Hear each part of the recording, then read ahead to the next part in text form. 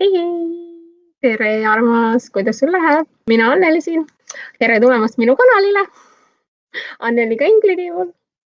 Kas või iga päev.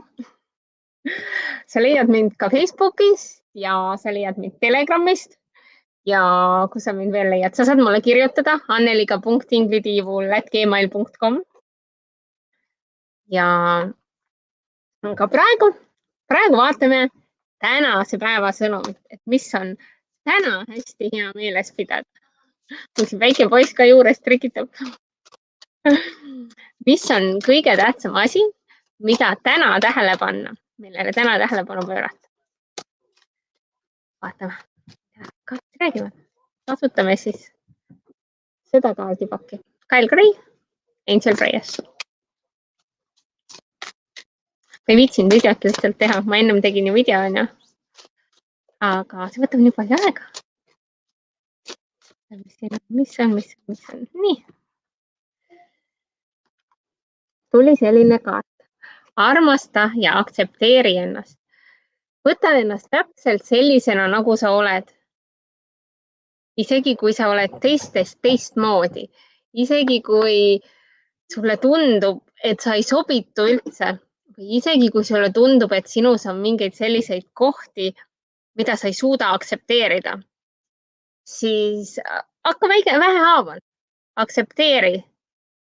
Hakka ennast armastama, sest teate, mida rohkem sa ennast armastad, seda rohkem armastust sa endast välja kiirgad. Mida rohkem armastust sa endast välja kiirgad, seda ilusam maailm sinu ümber on.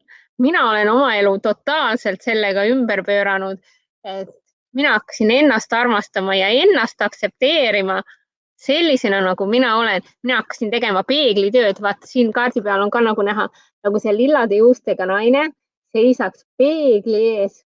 Siis ta on joonistanud sinna peegli peale sellise südame. Kokku lausa 7 südant. 7 on selline maagiline number, on ju.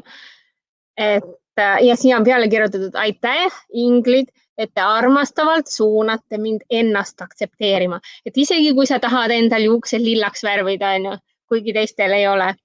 Mõtled, kuidas ma saan teha või kuidas ma saan niimoodi käituda? Tuli vahele. Talle meeldib vahepeal, kui emme räägib telefoniga või kui emme teeb videot, siis talle meeldib vahepeal segama tulla. Ja varem see ajas mind nii tigedaks tegelikult.